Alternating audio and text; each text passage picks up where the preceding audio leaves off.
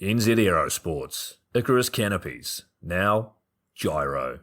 That's right, we've rebranded, and Gyro is our next generation. It honours our founder, as that's the name we knew him by, but Gyro also marks the start of a new chapter. And not to be biased, but it's going to be fucking epic. Long story short, we're more us than ever, so if you're new to the sport, or even a Sky God Ninja Turtle, welcome. I think our valiant leader Lucy, Gyro's daughter, says it best. And we still got that fuck yeah attitude. Rebrand! Woo! Rebrand woo indeed, Lucy. Anyway, head over to gyro.com for more info and get amongst your legends. I was 19, broke, unemployed, and sold my girlfriend's canopy for drug money. So I thought I better sew her a new one. What a sentence, and what a story. This describes the humble yet outrageous beginnings of NZ Aerosports, the home of Icarus Canopies, in the words of our founder himself. From getting a paratrooper toy from his mom, watching parachutes at the DZ as a 6-year-old, jumping off the wharf with a parachute made from bed sheets, doing his first jump at 16, sewing his first canopy on a borrowed machine at 19, and starting to sell parachutes out of a garage in 1986, Paul Gyro Martin had an undying love for the sky. Our company started with one man with the wildest of spirits and a true blue sky dream, a renegade. In the time that Gyro created and ran the Icarus Canopies brand until he passed away in 2017, he pushed everything he had to its limits. We miss him, and we always will. Gyro is the next generation of NZ Aerosports. It honors our founder, of course, because it was the name we all knew him by, but Gyro the rebrand also marks the start of a new chapter, our next jump. Gyro is the space between sound and silence, art and science, chaos and calm. Gyro is a state of epic tranquility that transcends understanding. That moment, in the door, in free fall, mid-swoop, where nothing but the present exists. A perfect balance of euphoria and thrill. Gyro captures our passion for flying and our commitment to designing break-the-fucking-rules canopies that deliver pilots pure, wild flight. Coming straight from the cockpit, it's another episode of Lunatic Fringe with the fucking pilot.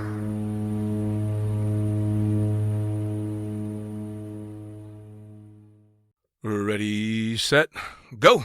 All right, once again, this is the fucking pilot back in the booth with another edition of Lunatic Fringe Into the Void. And again, the magic of the internet, thank goodness. I've got somebody else on the line to talk about some cool shit.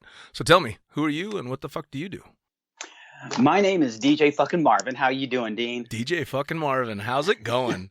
It's going good, man. I thought that was the right introduction for this show. Yeah. What do I do? Man, that's a loaded question. I am... Man, I own a company called the Rating Center. We are a full-time rating school. We do coach courses, canopy courses, AFF, tandem courses. We do a little bit of everything. I work for Skydive Spaceland as a consultant. I help with their school. I've written a large part of their curriculum over the years, editing or revising, and continue to work with their schools and setting up their new programs. I run and host a podcast called Gravity Lab Radio. We just did our 101st episode, so we're doing pretty good. And Nice. I am also the host of LB Live. We do interviews of LB athletes for Larson and Bruce-Guard, as well as I do product testing and manual development with them. So a little bit of everything. You're a busy fucking guy.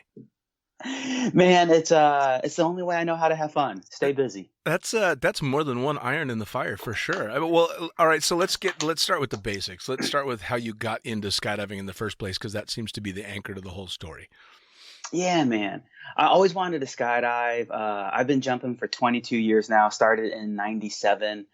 Like most people of my era and age, Point Break really made me want to do it. I had an uncle who was Army skydiver. I eventually find out he had 1,000 jumps, so he wasn't just airborne. From there, Drop Zone and Terminal Velocity also came out and really almost pushed me over the edge. And I was teaching a traffic school. I have a background in magic, did magic for a while. The traffic school believed that anybody can teach traffic law, but if we make it entertaining, people will pay to show up. So they charged a premium. They paid us pretty well. Wow. It was my part-time gig. I did it at night. And I introduced a class. What's your name? My name is Steve Barker. He's a full-time guy out at Skydive Paris now. And Steve, what do you do for a living? What do you do for fun? I skydive for a living. I skydive for fun. And that 8-hour traffic school was DJ asking, how do I learn to skydive? So that's Steve Barker, man. I actually thank him on our show regularly on Gravity Lab. Man, a lot of what I do today, how I met my wife, Steve Barker changed my life, brother. So Steve Barker basically greased through the easiest traffic school ever. Dude, everybody in that class loved him because nobody heard a thing about traffic law. I was like, I could fucking care less, dude. How do I skydive? That's you the way it videoed should the be. X Games? How do I do that? I mean, all the things he told me about were so cool, dude. That's fucking epic. Well, you and I actually started out at exactly the same time. I just started jumping a year before you, so we're very much of the same generation. And it was movies like Point Break and Drop Zone and stuff that you became a skydiver and then, of course, watched again because it was the inspiration. And then you realize, oh, there's a little bit of Hollywood in these movies. But they were still so influential. And Point Break to this day is still my favorite movie that's linked to the sport, without a doubt. Man, Fandango. Fandango too, but Fandango is such a comic version of it. And it is. It was entertaining and a great laugh, but I think Point Break was the one that was like, oh my God, that looks badass. Whereas Fandango just made it look ridiculous, which was wonderful. I love that scene. It's awesome, dude. That and actually my probably favorite movie period is Cutaway as far as skydiving movies go. Really? Oh, dude, it's a horrible movie. I'm not going to sit here and brag about its quality of acting or its quality of – dude, the skydiving in that movie is phenomenal, and Norman Crew did a phenomenal job in video production. And I think that's why it's my favorite is it has so much good quality skydiving video. Sure. Well, so you get hooked on all the same things that hooked me in, but where did you start skydiving and how did it progress from there? I started in a place called Air Adventures in San Diego. It's located or was located at Brownfield, just off the border. Yep. I actually measured on Google Earth one day how far my target was from the Tijuana border, from the fence, and it's about 2,000 feet. That sounds about right. Yeah. So, my first jump course, we learned if you land in Mexico, what to do. I did my first 100. Wait. What did they tell you to do if you land in Mexico? Zip open your jumpsuit. In your jumpsuit, there's an inside pocket, which we all now know exists. But as a new jumper, you're like, there's a pocket inside my jumpsuit? Right. There's a note inside that pocket that tells you what to do with a phone. There's change in there to make a phone call, et cetera, et cetera. So they told us how to contact the DZ, how the drop zone was located at the airport. We landed elsewhere. Right. And the drop zone building was immediately next door to Border Patrol. So our relationship with them was real strong, and they would immediately contact Border Patrol, and they had a gig. They worked together. My first 100 jumps were there, and 2 fellows landed off in Mexico. They said it happens about once a year. Wow. So during those 100 jumps, a gal named Carmen, who till through today I pay a large amount of respect for, one of my primary AFF instructors who today I still role model. I still use when I train AFF instructors some of her methodology. Told me time and time again, like, DJ, you will only learn so much here. You need to go to Paris. I'm like, why do I go to France to skydive, girl? I'm a Southern California kid, but I didn't know Paris, California existed. Right. Eventually, I moved up to a little town called Murrieta, just south of Paris and Elsinore, and I tried Paris for a month. I enjoyed it. I pulled into Elsinore, and I was going to try them for a month and decide where to make home. And God, I think I hadn't been in Elsinore for 30 minutes before I'd been invited on literally 10 different skydives. I mean, there's no it's a memorable number to me. I can tell you, I'm unloading the trunk of my buddy's car who's taking a piss. Hey, I don't know you. You should come skydive with us. I'm signing a manifest. Who are you? You should come skydive with us. Hey, we have this event. You should. Everybody asked me to make a skydive with them. And man, the vibe was just what I was looking for. And Elsinore was home through 2001. And I was on a really crappy free fly team. Somebody had to come in last. Right. Actually, free fly wasn't even in nationals yet. We trained together as a team to become better, not to become serious. We just wanted to become better flyers. And then in 01. It's funny as you're telling this story, we were hitting the same area at the same time because I competed in the 98 Nationals in sky surfing in Elsinore. So you would have been there. Dude, so Stefan Klaus and Brian Rogers. I moved to Elsinore in June of 98. I want to say June or July of 98 if I remember right, and Psycho Circus followed just after us. Like me and my buddy showed up. Psycho Circus showed up maybe 2 months after we did, if that sounds familiar. A little bit, although memories from those eras a little bit vague. They're fuzzy as fuck, right? A little bit. I remember the highlights. Yeah. Psycho Circus were an Elsinore or Paris scrub team who were really building up. They jumped purple and yellow jumpsuits. God, that sounds really familiar. Yeah. Eventually, a team called Freak Show jumped purple and orange, which was us, and we trained with them. We followed. We took over Yahoo Sky Surf's team room. Okay. All right. Now that sounds really familiar because at the time, myself and my partner were driving down from Vegas to train in Paris. We did the Paris Valley Challenge and then ended up in the Nationals in Elsinore. So it was all that time frame. Paris was our big drop zone to go to from Vegas. So we drive Who's down your partner? there. Mary Tortomasi. Okay. Yeah. I remember. She and I competed against Craig and Tanya in the 98 Nationals. Man, it's a throwback era. No, I did a lot of jumps with, if you know Kathy Johnson. Oh, yeah. I did outside video for her and her team for a couple of things. They had ESPN of Japan out and asked me to shoot outside video for them. Larry Heltzer, I think is his last name, who can never find a teammate but trained nonstop. I shot a lot of video for him sky surfing. I enjoyed the heck out of the sky surf scene back then. Yeah, it was a lot of fun, although Mary and I definitely got into it at the very end of it. I think it was about the same time that McCormick was coming up with the Invisible Man routine, and Craig and Tanya they were an unstoppable force, and so that was the death of sky surfing for us, for sure, and the start of the so-called professional skydiving career for me. Yeah, and really, that's about the era. Skydiving started turning more professional, and business started to become a word instead of just a sport. Yeah, well, because back then it was only the rare drop zones like Paris and Eloy and Elsinore and Cross Keys on the East Coast and the ranch and stuff that were true businesses and making a profit, because the mom and pop places didn't either they were doing really well but they were bare bones and small staff, or they were just barely getting by. Yeah. It's definitely changed a lot. Well, so you ended up in Elsinore and you started competing relatively quickly, but when did you start really working in the sport? So in 01, for personal reasons, I moved to Indiana. I was kind of throwing my life down the toilet. I wasn't being responsible. I was partying way too much and doing a lot of stupid things. So I decided a life reset was important. And I don't think I needed to move to do that reset, but I thought it was helpful. Sure. I had family in Indiana. They're not from there, but they were just there. So I moved there to have a place to ground myself. For about 6 months, got a job at a Ford dealership, said, hey, I need a job. I just moved here. Let me just get some income generating. Took a couple week vacation from that job, just normal vacation. And during those couple weeks, I shot video full time for the DZ. Nice. And as a brand new skydiver, I want to do this for a living. I know how to teach. I have a background with teaching and coaching things throughout my life. I like skydiving. And after a year, I'm like, I will never do what I love for a living. This is stupid. And that was my you know what? Fuck it. Let's try. Let's see what happens. And after about a week and a half, I called my boss up and he said, you're not coming back, are you? I said, no. He goes, I knew what you were doing. I knew what your goals were to take this time off. And I'm not shocked. He was very respectful. And from there, it's all been downhill.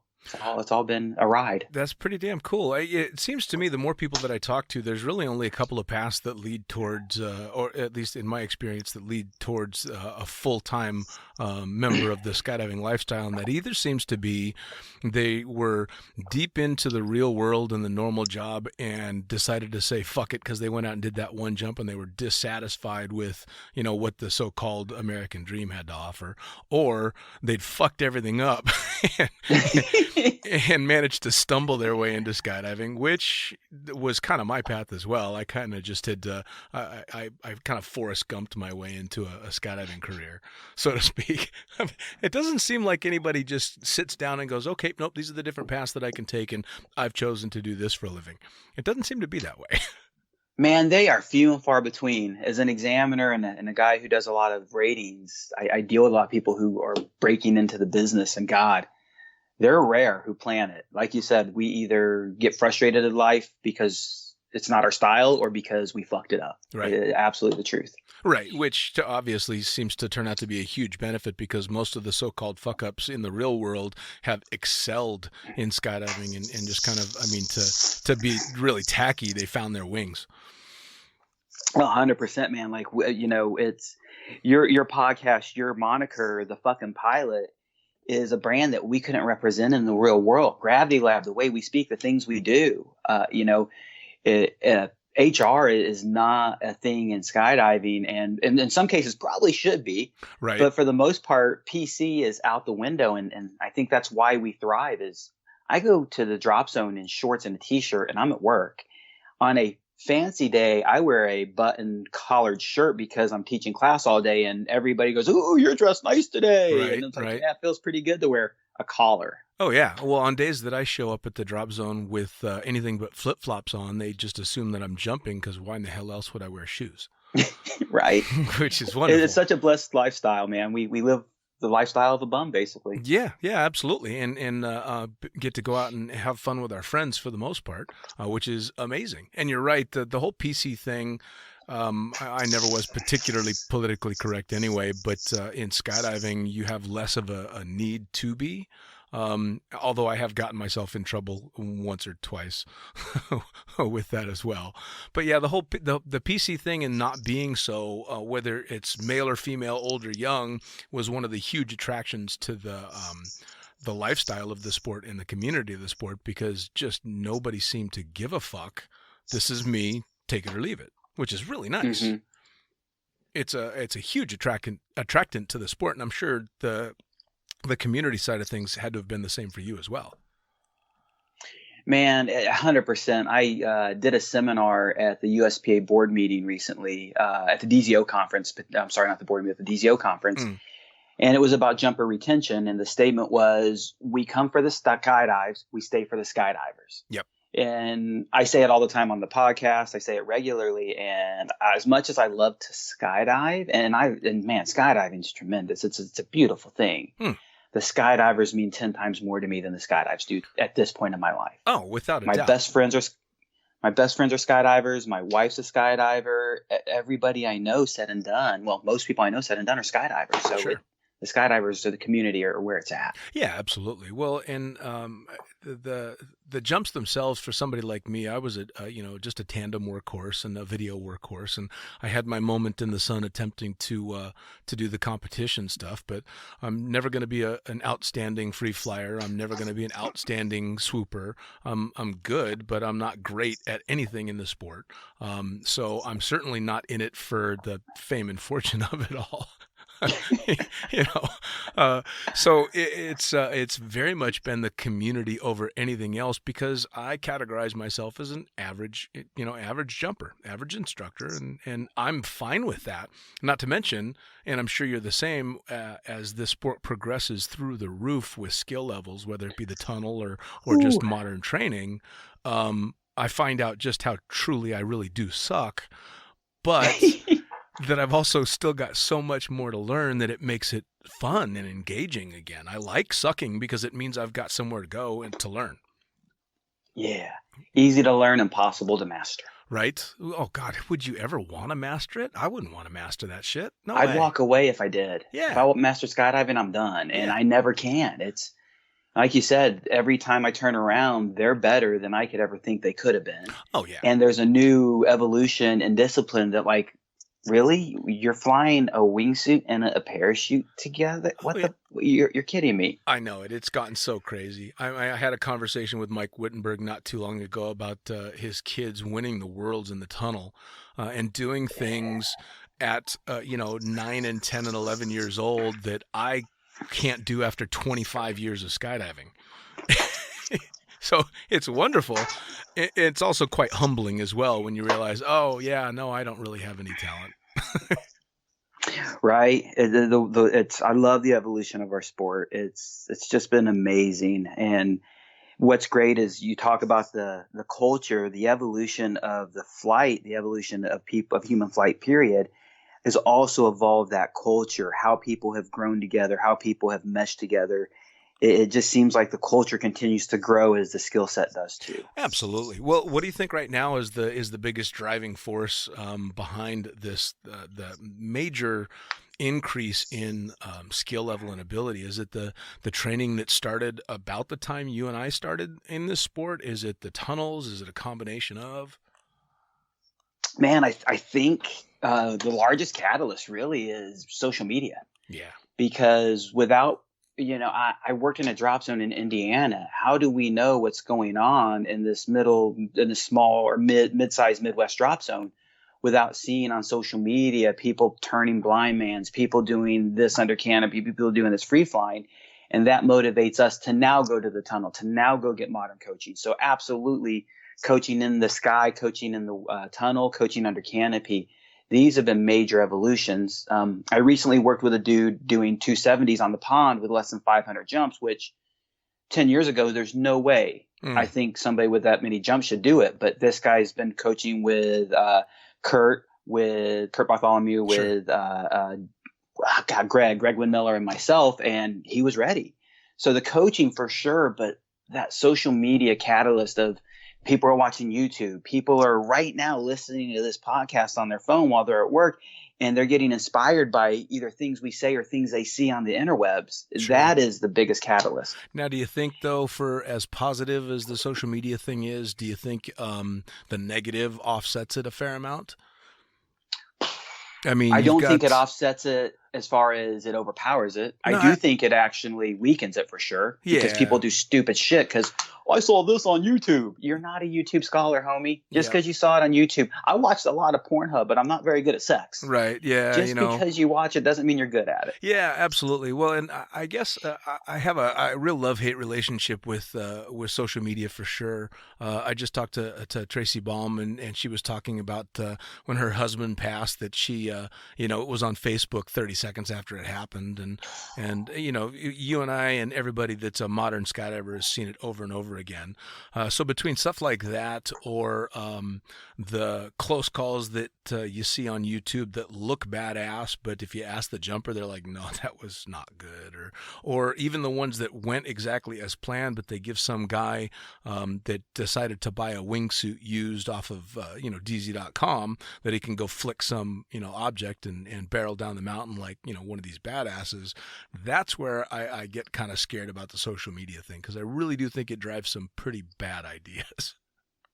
I mean, there was 16 base fatalities in August of, I think it was 2016, because people are trying to emulate the proxy flight that they're seeing. And some of them are that good, but some of them just shouldn't be trying it. Yeah, absolutely. Well, and I've had the privilege to meet some of the best in the world at that, and they'll all say the same thing.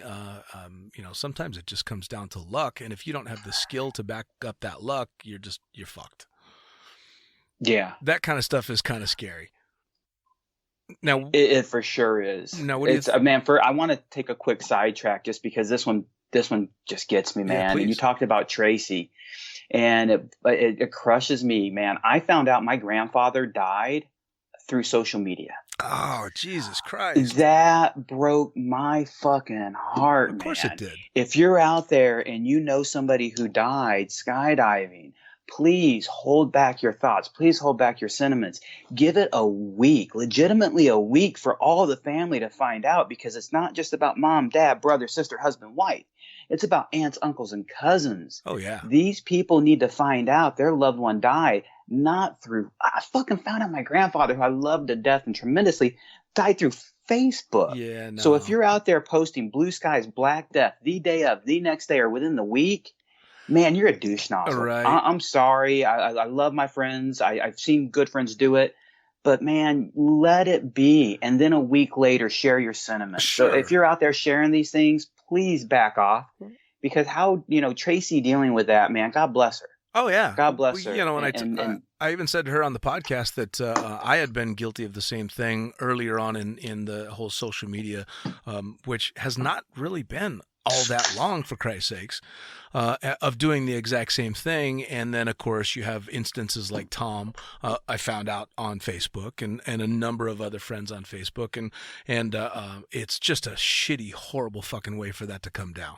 It's just terrible. So now I will never post the black picture or anything like that. I will wait, and once it's all come out and it's released, then if it's someone I'm close to, I'll put something out there. I don't know if you knew Rob Stanley was a jumper out of Cross Keys and all around the U.S. and the world, was just recently killed in an accident in China.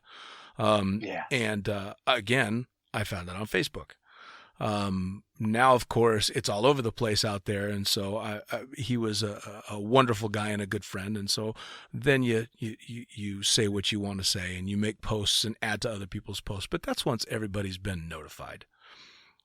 Everybody's heard. For sure, man. It's for sure pay your respect. For sure honor your homies. We need to show that love. And, the Ryan Risberg stickers that are all over the place, they're wonderful.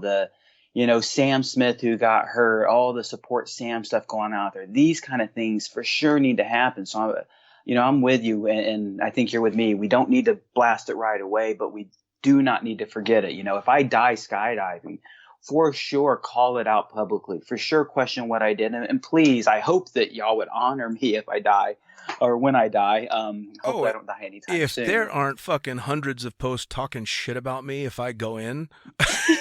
If there's not just a constant stream of insults on my page, I'm going to be hurt. Right. But yeah, once everybody knows, then bring out the big guns and talk shit about me.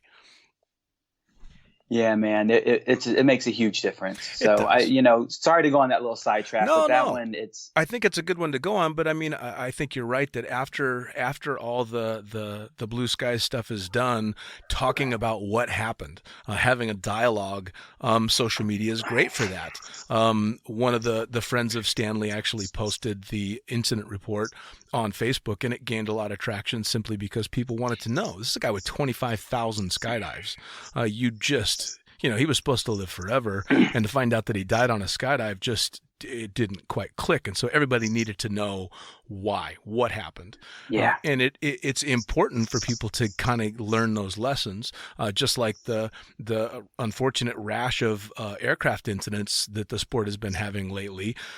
Granted, again, we need to wait for a proper time, but a conversation needs to be had about what the fuck is going on. Time for training and learning and all that stuff. And social media is amazing for something like that, I think. It absolutely is. And that idea of education has been huge. And yes, there's that big downside that people go do stupid things, but use social media, use the internet, use these dope videos you see of these sick flyers to inspire you to get that coaching. Sure. Go to the drop zones and get camps. I do a lot of coaching of various types, canopy coaching especially, and I encourage anybody I coach, go find a different coach. Go learn somewhere else where nobody has a connection with you, where there's no bias to, for, or against you. Also, get coached where people have a bias to, for, or against you. Sure. Use the internet to inspire you, not to prompt you to do stupid things. Yeah, well, and it should be an avenue for you to research every angle of stuff like that, especially when it comes to training. And I do very similarly as you with jumpers. I do when I'm teaching a new pilot how to fly, either at a particular drop zone or at a new aircraft, and I'll teach him everything I have to know, and then I'll put him with another pilot and say, all right, now go learn everything that they have to know and cherry pick what works for you within these parameters. Find out your best avenue to do things goes this way, and because there's never one perfect way to do everything. Everyone thinks about things a little bit differently. So seeing it from a different set of eyes may click much, much better than, say, the way I do it or the way you do it. So it's a very good thing to give people as much variety in training as they can get. Sometimes I just say it in a way that you get, or vice versa. You say it in a way that he gets.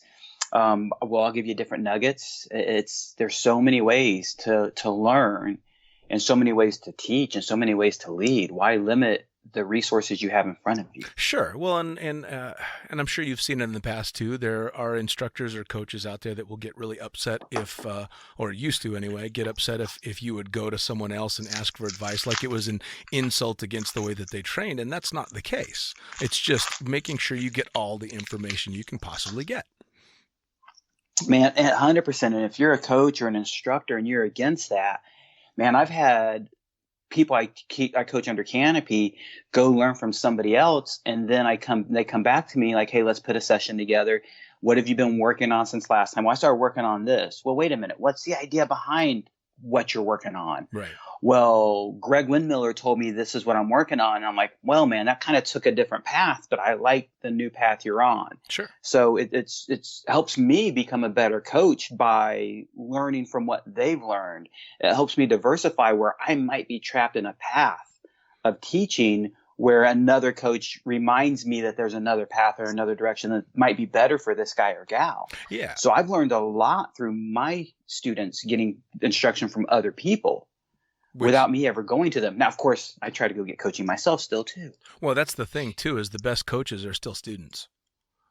Man, there's so much to learn. Oh, God, so much. Yeah, and I don't ever want to know anything. I like the fact that we're in a sport where I can still be completely in awe of something that someone else does and still call myself an athlete in the same sport that they're in. That's an amazing thing. Mm-hmm. It absolutely. It really is. I mean, like right now, the swoop challenge is going on in Jeddah. You're watching it on Facebook as it's happening live, and half of those competitors I consider friends of mine, and they're doing shit I could never do. And I'm amazed and in awe all the time when I get to watch these guys that I'm buddies with doing this incredible shit, and I still get to call myself a skydiver as well, which is awesome. It's amazing to be connected to these people. It's amazing to be friends with these people. And it's fun to be their instructor. I've trained people who've become world champs. I've trained people who've gotten medals. Sure. And, like you said, to be friends with these athletes, it's amazing. And the fact that the Olympic Channel is broadcasting this swoop comp How huge is that? Phenomenal. Isn't that huge? That's ridiculous, dude. It's what that tells me is that they are on the express path to getting this thing in the Olympics. Yes. And we've questioned what could get us back into the Olympics, what could push us that direction, and the wind tunnel and canopy piloting are the two things that could push us there. Yep. Yeah. I mean, honestly, they're the only two viable spectator sports for skydiving where you don't necessarily need to know much about it. It's especially with the tunnel, it's very much akin to something like ice skating. I don't understand what they're doing, but I know what looks beautiful. I know what looks really cool. So, and I don't need to understand how you do these spins on these blades to think it's amazing, just like I don't need to understand what's going on in the tunnel or necessarily in the canopy. Canopy is a little bit different, I think.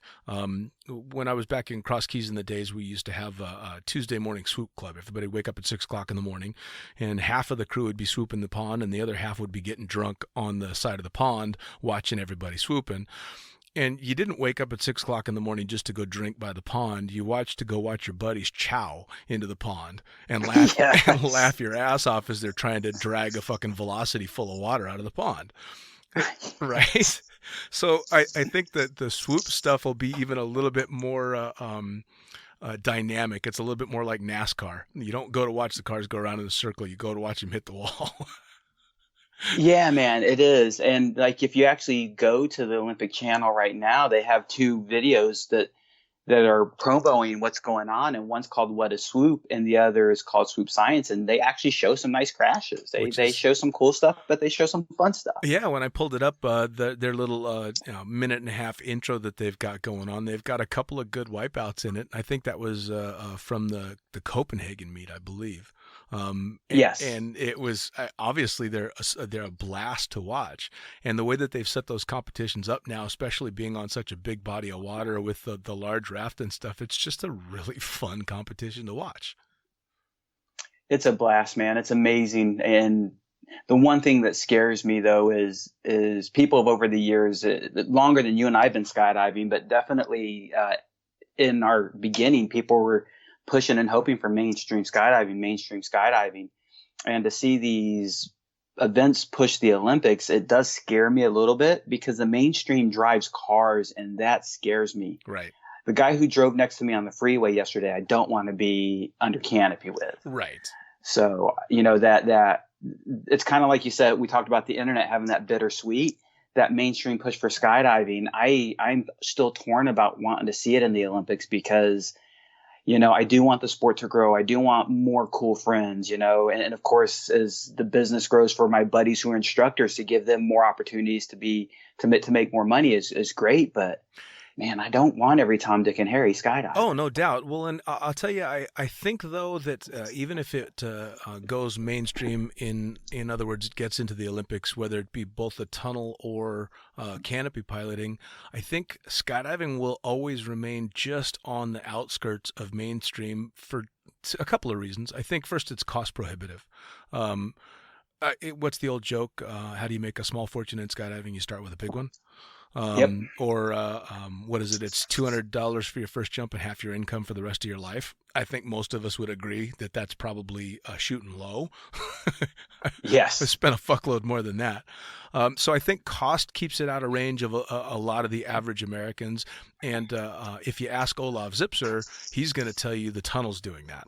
Because who's going to go out and spend these thousands and thousands and eventually hundreds of thousands of dollars on a skydiving career when you can go, put your 2 cents in and hop in the tunnel with a group of 5 or 6 people. So he's of the opinion that the tunnel will eventually be the burning death of skydiving. I'm not quite that doomsday, but I think it's going to put a dent in it for sure. I'm definitely scared of what the tunnel can do, and I don't know if you know of the company Urban Air. Urban Air is known as a trampoline park. I don't know that I've heard of it. Yeah, so it's a chain throughout the U.S. They're a trampoline park. They have things like trampoline dodgeball. They have obstacle courses, like Ninja Warrior style courses, all sorts of fun things. But they're starting a wind tunnel part of their business. They opened their first one up in Fort Worth. They're spreading Georgia's next, Albuquerque, Houston's in the works, Arcadia's in the Houston area. And number one, at normal prices, they're looking at like $500 an hour or less. But I know one of the places, and I forget, I might be quoting this wrong, but I think right now in Fort Worth, $10 unlimited minutes for the day. What? Exactly, dude. What? So the price point now, Urban Air is a smaller tunnel. It's an 8-foot tunnel. You can't get super crazy in it. It flies about 80% of what iFly capacity has. Sure. Obviously, I have an inside hookup with Urban Air. We actually had John Walker on Gravity Lab Radio talking about Urban Air's tunnel project, and he's in charge of it. So you're not going to fly as well in it because of that limited air, but at the same time, man, that to the general public has made skydiving so much more accessible. Sure, absolutely. So I do think the tunnel is going to be I'm with you. I don't think it's going to be the doomsday death of it. I think it's going to be a great gateway drug. How many people have we seen come to skydiving because of the tunnel? Oh, sure. Well, and I'm actually one of those because before I ever made my first jump, I was actively flying in Flyaway in Las Vegas, which was one of the 2 first tunnels ever for civilians in the country. I became an instructor there and had probably, I want to say, 50 hours in the tunnel before I ever made my first tandem. So I am one of the original tunnel rats, man. I was in the tunnel before I'd ever seen the bottom side of nylon. And I ended up working in that tunnel until I had a few hundred hours in the tunnel. But that was the older tunnel, slow air speeds, maximum of 120. You had to wear the massive baggy jumpsuits. There were pockets of dead air all over the place. And you basically became a really good cloth pilot, not a body pilot. So, when it came time to start shooting video, I was great in flying a set of wings because I'd been doing that in the tunnel forever.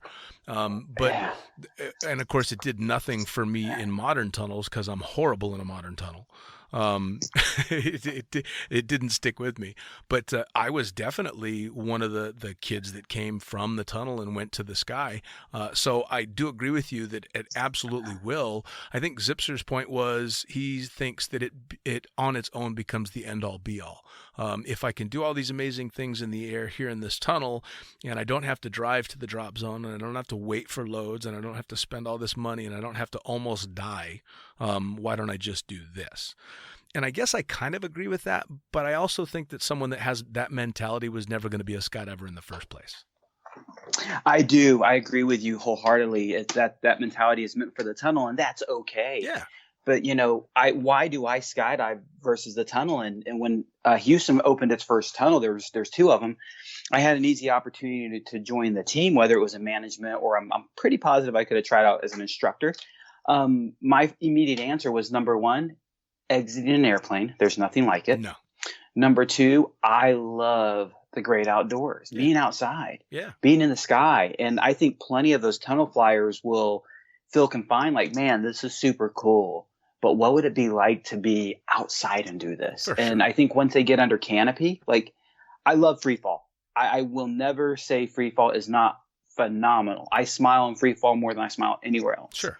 Except for under canopy. Sure. That is, for me, flying a wing is bigger than anything. Sure. And I think a lot of those, we've seen several tunnel rats. We have 2 tunnels here in Houston, and we've seen quite a few come to the sport. And some of them, like, just, the parachute's now my favorite part. As much as I love free fall and they don't neglect it, they focus more on canopy skills than anything. Sure. Now, most tunnel rats do focus on free fall. Absolutely. So. Well, it was kind of funny for me because I was, by the time I graduated AFF and started off on my own, skydiving path, I was solid in the air. I graduated AFF in, I think, 6 or 7 jumps because I'd done everything in the tunnel. So the skills were natural there. But under canopy, different story. Scared the shit out of me. Oh my God. Gear fear like you wouldn't believe, and just nervous as hell under the parachute. And it took a long time to get over that, because I think the extra confidence I had in free fall took away from the confidence I felt I should have under the parachute. So I think it changes the learning curve for sure when you go from the tunnel to the sky. But if you can do it in combination, I think it's fucking amazing. It's been tremendous to work with students in both environments, Sure. for sure. And, I really hate hearing tunnel flyers naysay skydiving, and I hate hearing skydivers poo on tunnel flying, man. We are brother and sister. We are spirits. We are kindred spirits, rather. We are family. Why not embrace both? Why not allow our family to commingle? Well, absolutely. Well, and there's benefits to both for the other without a doubt. So I have, again, maybe because I'm one of the original tunnel rats, I have zero animosity when it comes to the tunnel. I fucking love it. And I'm constantly humbled at the skill level that the tunnel flyers these days have. It's amazing. I would like to see them in the air more, though, in the sky. Yeah, man, we're blessed here in Houston because our main tunnel, our bigger tunnel is Memorial. I say bigger, it just sees more business.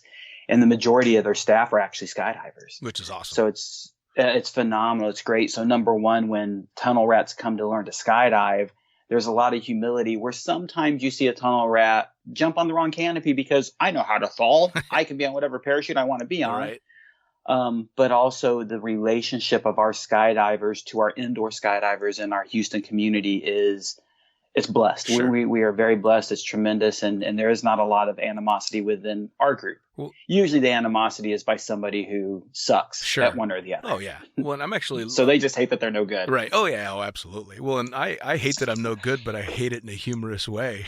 I love it. Yeah. So I'm actually longtime friends with a guy you probably know, Rory Corrigan. Yeah. So he and I go way back to the Cross Keys days, and of course I met him when he was just coming up in skydiving, and then of course he went on to become a badass in the tunnel and a rigger and all this stuff, and he has nothing but good things to say about the community out there. So one of these days I'm gonna have to get out there and fly. Man, you got to, and I'll tell you the day you're out here, if you're hanging out in Houston, come be on my show. Hell yeah. We'll turn it around. We'll flip the script. It won't be any different than this. Yeah, fair We'll just enough. be Just in shooting the person shit. together. Well, Exactly, man. I've actually only been through Texas a couple of times under not the best of circumstances. I ended up landing in Spaceland and spending the night sleeping in the Chicagoland Otter after I got run out of a town south of the border under not so great circumstances. So I've actually been there. I just didn't do anything fun because I was too shell-shocked. Yeah, I bet, dude. I'm just gonna sit here and hug my knees and cry. That's pretty much exactly what I did on a blow-up mattress in the back of the Chicagoland Otter on the grass in Spaceland. So tell me, Gravity Lab, how did that all come about? How did that get started? Because you're 101 episodes in, so you're down the road a ways. Yeah, man. Dude, it's been a wild journey. I listen to podcasts. I'm a large podcast consumer myself. I listen to a lot of MMA podcasts. I listen to Joe Rogan and lifestyle podcasts, to leadership, just various forms. And once upon a time, Skydive Radio was it for us. Skydive Radio was and still is one of the greatest skydiving podcasts out there. You know, they're the founding fathers. Sure. Even before my time, although we've surpassed them in number of episodes, a podcast called Jump 26, catering to new jumpers, was out there. Nice. And it's funny because somebody recently asked me, what do you think of all the impersonators out there? I'm like, what do you mean? Well, so many people started a podcast since you did. I'm like, yeah, I copied people too, bro. One of the things I liked about Rogan or one of the things that I was inspired about Rogan is he tells all his friends you should start a podcast. And he's like, man, just put a phone down, hit record. Sure. And one day, a buddy of mine who turns into my co-host now, Nick Lott, was my first guest. And literally, we put my phone on a tripod and we hit record and broadcast it to Facebook Live without we don't know what the fuck we're doing. Let's do this. Sure. And the goal really was back to social media is a great inspiration. You know, number one, we have a lot of great resources here in Spaceland, Houston. We have a lot of great resource of human being knowledge and information. Sure. And it's a shame that we keep it to ourselves. Why can't we share it to a broader audience? Why can't we share it to people all over? I got an email the other day from a dude from Estonia who says, I listened to all the episodes. These are the things I've learned from it. We get people who are, again, from all over the world listening. So we get to share that knowledge, number one. But number two, on a drop zone, and in this case on Spaceland, as a skydiver, you see us, but you don't know us. And Right. a lot of jumpers think they know us, but you don't. Right. You really don't, because we're at work all day. Sure. So I saw it as an opportunity to share knowledge, share information, but share personalities. Get to know your heroes Sure. is one of the things we say. So we started on a whim. We said, fuck it, let's try it. After that first episode, we liked it, immediately borrowed audio equipment from a good friend of mine, Justin Maudlin, and tried 6 more episodes. And in those 6 episodes, explored microphones, explored technology, and eventually got to a setup where I'll never say we stabilized, because after 101 episodes, yesterday I got a new webcam for production. Sure. So our production, our equipment is always stepping up to the next level. So that was kind of the inspiration to start. Nick started as our producer. I told him, hey man, in our first show, we sat down and had a pre-show meeting. We sat down to sushi and like, hey, let's talk about what we're going to do. And he said, if this takes off, I want to be your young Jamie, which is Joe Rogan's producer, Right. who has very little interaction. I'm like, deal. After that first episode, he's in, he runs the boards.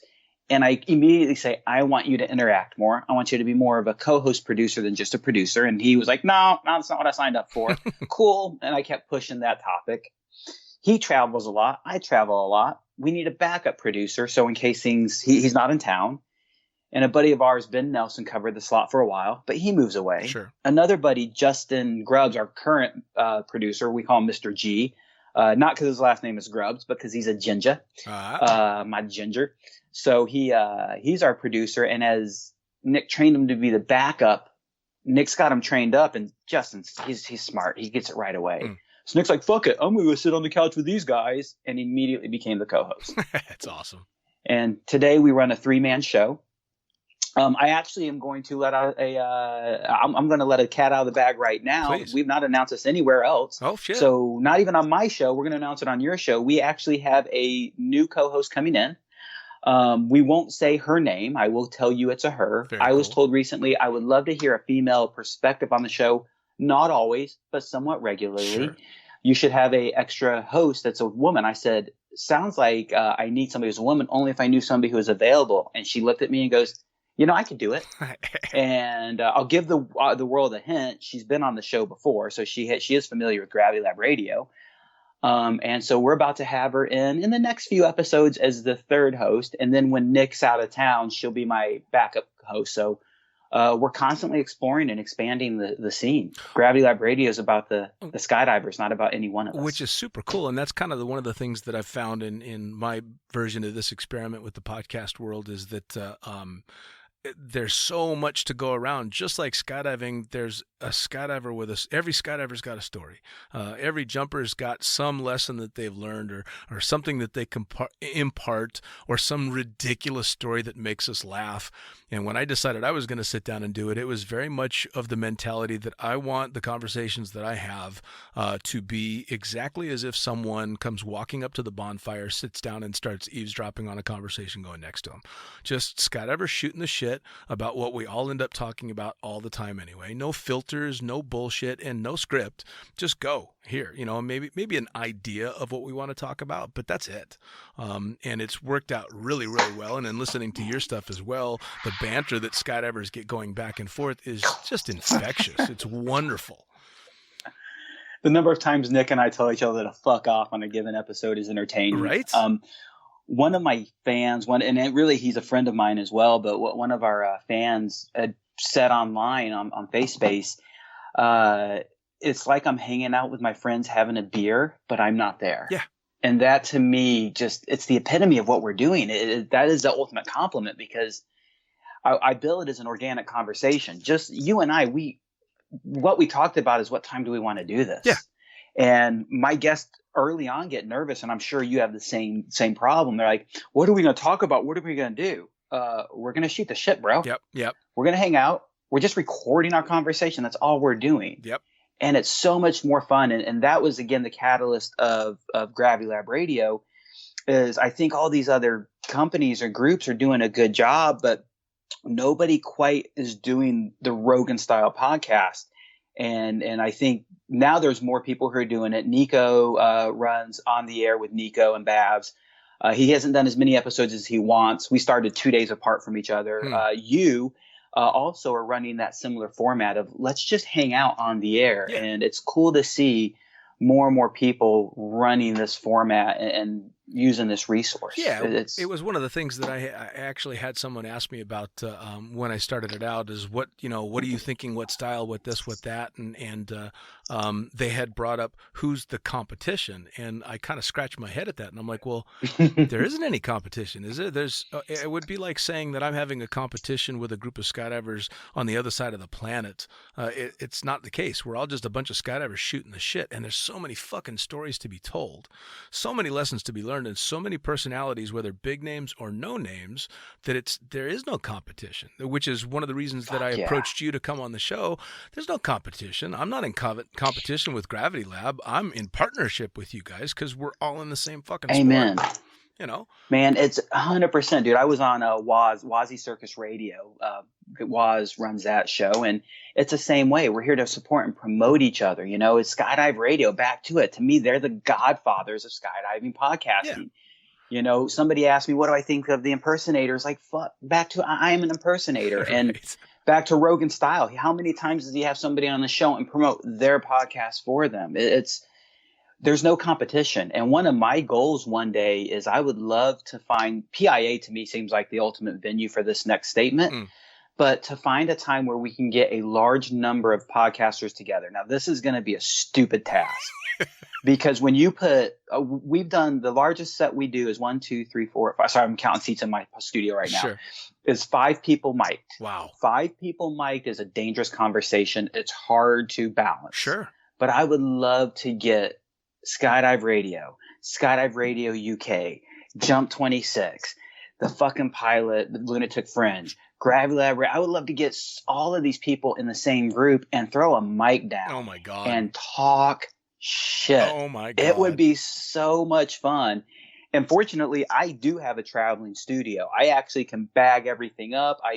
This winter, man, I hope I can pull this off because it's a goal Nick and I have. This winter, we plan on going to DeLand and setting up shop at some place. We were talking to a couple manufacturers who will give us a space to use for a couple of days and interview a bunch of the greats. John LeBlanc's already agreed to do that in-person interview.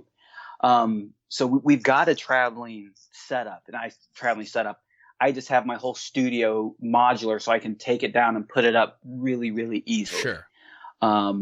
So I would love to see not the competition to get together, but the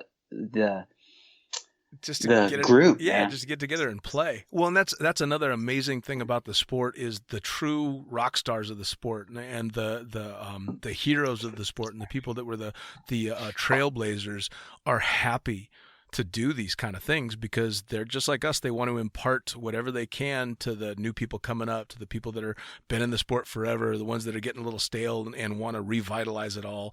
So you talk to the biggies, Olaf being one of them, and get him to sit down and shoot the shit and tell his story. They're thrilled to do it because they're still very much a part of this community. And I mean, what do skydivers like to do more than jump and drink? Fucking talk about skydiving and talk about drinking. All right. Right. Man, I think what we talk about here as a podcast community and the fact that we're not competitors, we're supporters is akin to what we do in skydiving, because go watch the NBA finals and you're not going to see one team telling the other team how to win. No. But go to nationals and 16 way, there's a point that's nicknamed Ask Jack. Yeah. And it's because Arizona Airspeed, the Golden Knights, will talk to Jack Burke, the team captain of DeGuayo, and say, how would you engineer this? And he is telling his competitors how to engineer it. We just had the first PD Bullseye accuracy event here in Houston, and then they just had it. They're following all around the world, actually. And in Houston, after round 1, I saw 2/3 of the competitors hanging out, and the girl who got the first place spot, or who had the best score, who crushed it, is sitting there telling her friends and people she doesn't even know, this is how I did it. Think about these conditions. Go to Swoop Nationals. We teach and promote each other how to beat ourselves. Yeah. We're not competitors. We're supporters. Absolutely. Who happen to compete. Well, and that's so I love the fact that you have that viewpoint too. Well, and it needs to be that way. I mean, I had Craig Gerard sitting in the booth a while back, and at the time he was actively training the Russian team, the Belly team, to compete, of course, against the United States, the Golden Knights, Arizona Airspeed. And of course, he's laughing. I'm asking him if he's going to get shit for coaching the Russians, but his mentality is, I want them to do as good as they can because I want to see a better competition. It's not about them and us. It's let's have a fucking kick-ass competition. And it's kind of the same with something like this as well, because I'll listen to you guys or I'll listen to UK and get ideas and go, oh, wow, man, they're kind of crushing it with that. I should try something like this, and hopefully vice versa. I mean, it's supposed to go both ways, because at the end of the day, there's a fuckload of people out there to listen to this. And you guys are like me. I do one podcast a week. Well, I can burn through my hour or 2-hour podcast, and the first thing I'm thinking is, fuck, when's the next episode going to come out? But when I've got Gravity Lab to switch over to, or when I've got any other podcast, go to listen to Shannon Pilcher's podcast, who's, not so much about skydiving, but still rooted in the sport. It's super cool to be able to go, okay, I can keep on going with this interest and just get a different perspective, which is really cool. It is, man. And back to that's, I think, why we both started it. It was not to necessarily share our perspective, but to share others, to get the opportunity to be that outlet, that resource for people. Exactly. I mean, fuck, I've been writing for Blue Skies Magazine for 10 years now. People have heard enough of my fucking stories. They don't need to hear any more of my stupid shit. They want to hear everybody else's stupid shit. Absolutely, man. And the Gravity Lab has been so much fun. It's been a blast. Our friendships have built. It's not just about a podcast anymore. And Gravity Lab Radio, it took us a while to come up. I think it took us 6 or 7 episodes to really settle on that name, Gravity Lab Radio.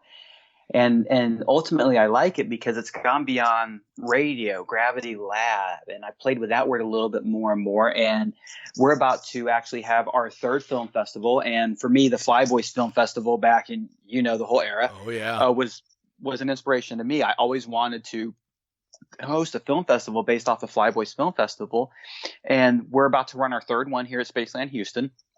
We've had a dozen or so entries the last couple of years. This year, I'm expecting to push 15 to 20 because we have people coming in from out of country for this year's event. And that's been a lot of fun. And it's been really cool to see the videos they produce. But also we did karaoke fight night one year where we just had a night where we did karaoke followed by UFC fights. Awesome. And then the next year we did the same thing, but we added organizers. It's like, hey, man, this is a skydiving event. And we charged for none of these events. We don't charge any fees. We don't sell anything. We just host a party. That's all we're doing. And we had Jeffro Provenzano for the free fly or for the flight extravaganza is one of our co-organize or a guest. Jesse Tex Leos was one of the organizers. We had belly flying, free flying, wingsuit, XRW, all organized at the flight extravaganza. So Gravity Lab is not just a podcast. It's a mentality. It's a lifestyle. It's about skydiving. Sure. It's just about having fun. And it's been challenging because Gravity Lab Radio is not a skydiving specific name. Right. And it's been done that way on purpose. And my original goal is still there. It's still out there, is not to be 100% skydiving. We've done podcasts specifically about health and fitness. We have done podcasts focusing a little bit on CBD and CBD products, which I'm a huge advocate for CBD. We are talking to entrepreneurs, to business owners. We are looking at different things. And eventually the goal is 50%, whether it's 50% of this conversation is about skydiving and 50% of this conversation is about otherwise, or this whole episode is Venezuela. We did a full episode about the turmoil and the politics in Venezuela and what's going on in that country. And, you mentioned it earlier, and I don't know if we talked about this pre-show or on the show, but there's so many ways to go. And like Shannon Pilcher is really crossing more to the mainstream. And I love what he's doing and pushing out there to promote good ideas and good attitudes to everybody. We are focusing dominantly on skydiving, but I'm using skydiving as that platform to learn how to better host, to learn how to better produce, and to build an audience, because as we can grow that audience, I think we can grow and cross over into a larger audience as well, as we talk more about leadership, as we talk more about self-improvement, about growth, about self-awareness, and all these things. We're talking to a yogi about having an episode focusing on yoga and fitness. And of course, we'll apply it to how it fits into skydiving lifestyle. Yeah, absolutely. Well, and I think we did talk about it pre-show. When I first started doing the podcast, my thought was it would be about all extreme sports, but I found, and maybe it's just because of the community and mentality, the fucking pilot seems to have a niche in skydiving, and that it's tough to get your average triathlete or something to want to sit down and talk to a guy that calls himself the fucking pilot. Fair enough. And I'm happy sticking with that niche. But I've also tried to go out of my way to ask people throughout the podcast what their other interests are, what their other drives are. Are there other things that they like to do? Where do they see themselves going in the future? And all my conversations, it does not have to stick to skydiving, although I like the fact that you guys are going to aim specifically outside of it as well as staying in the sport. I think that's really cool. Yeah, for me, I have so many diverse interests in life. And I want to talk about a lot of them. And I want to learn about a lot of them. And in podcasting, it's been so great. How much I've learned from my guests has been tremendous. Oh, yeah. Whether it's learned about them or learned from them, I've gotten such an informal education this way. And so to get people who work and specialize in something I'm interested in would be such a great opportunity for me to learn. But why be selfish about that learning and not share it with other people? Absolutely. Well, and to be honest, and it's not always the case. We all obviously know people that have focused on nothing but skydiving for many, many years and have just as much passion for it now as they did back in the day. But I find that if you have a more diverse desire to learn different things and do different things, it keeps that passion alive for each and every one of them. Unless if you just focus on just one thing and let everything else go by the wayside, eventually I think you're risking burnout. So it's nice to hear about different passions and different interests and wanting to learn other things, because at the end of the day, we're always going to be skydivers. We're going to come back to it. But it's nice to know there's also other stuff out there. Absolutely, man. I love those other avenues. There's just too much great information for me to not want to let people share more and more of it. Yeah, you're damn right.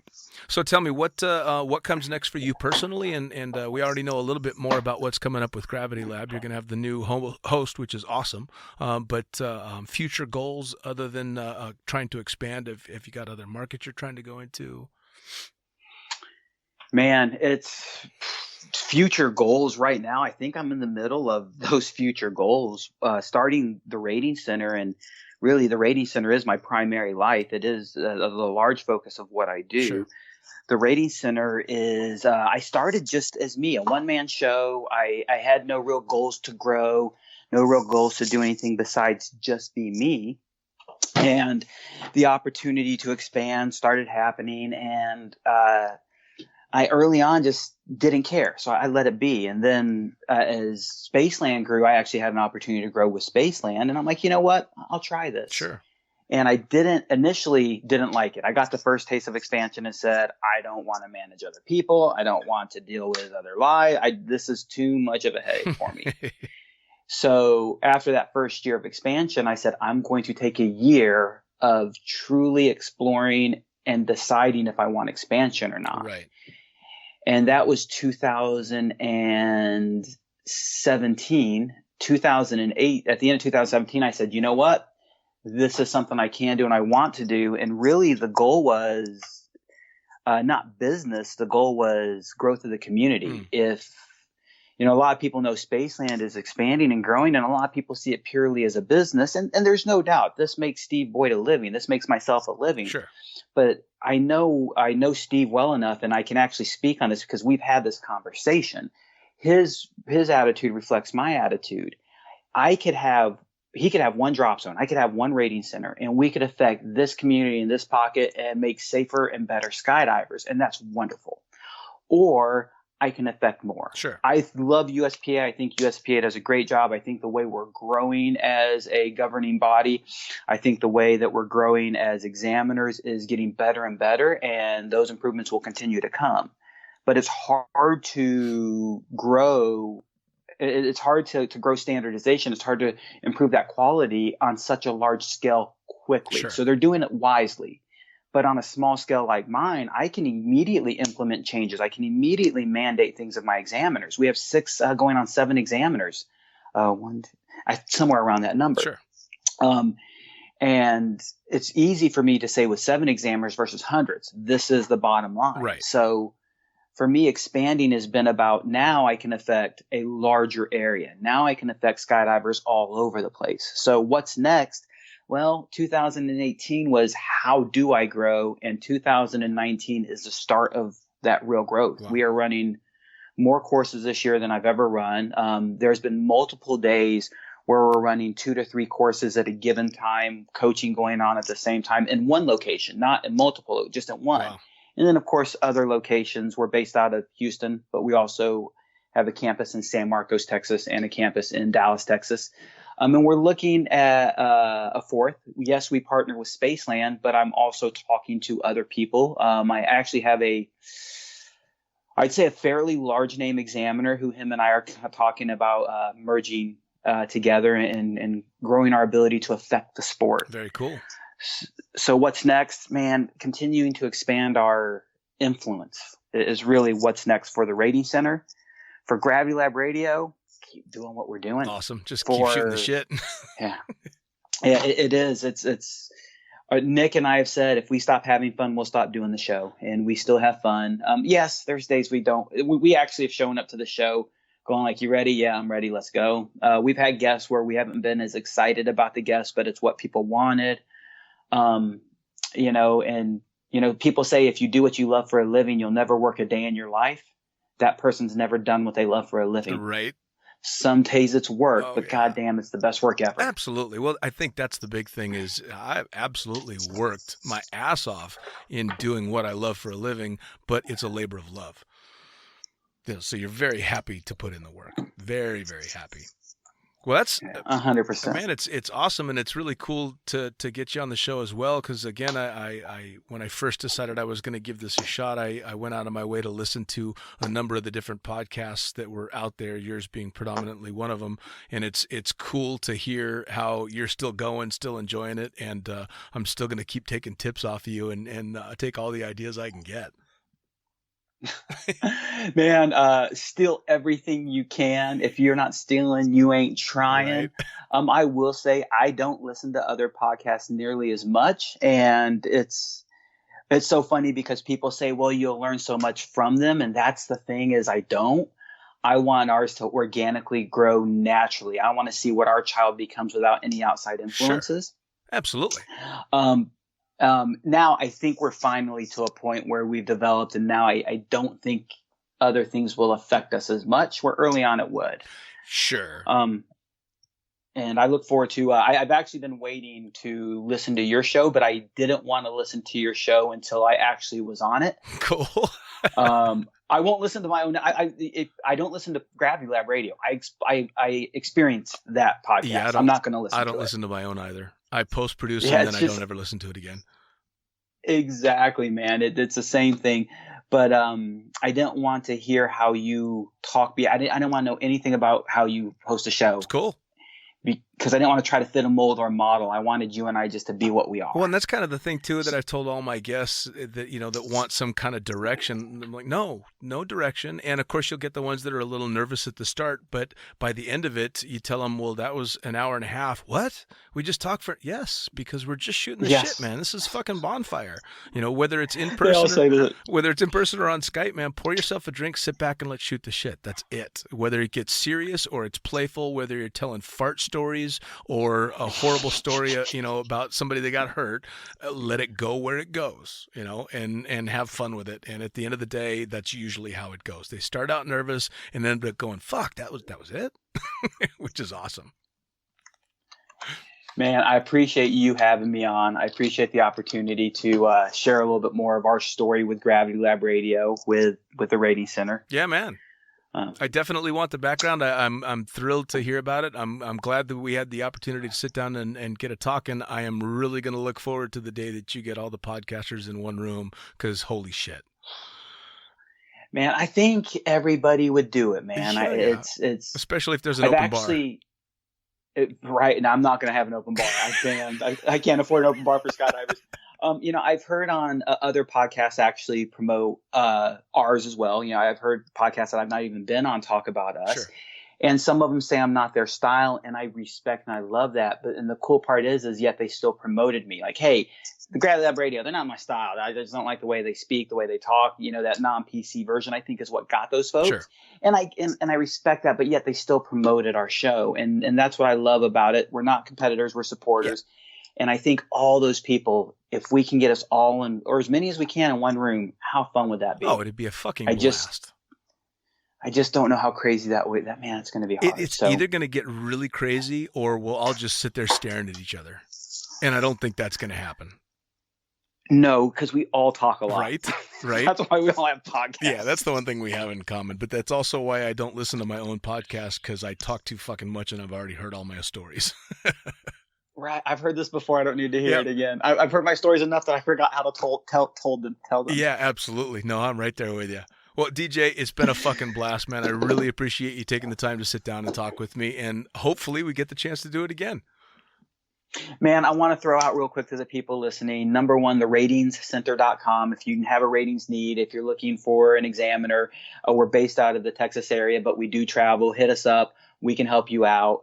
Gravity Lab Radio. Search us on any podcast app. We're out there. We're available. Tell your friends about us. But I really want to take a second because we didn't talk about LB Live. Please tell me. Larson and Bruce Guard approached me. They liked what we do with Gravity Lab, so they asked me to host interviews with athletes, and we feature a athlete every month. It's about a 30-minute Skype interview. It's face-to-face or Skype-to-Skype face. Gotcha.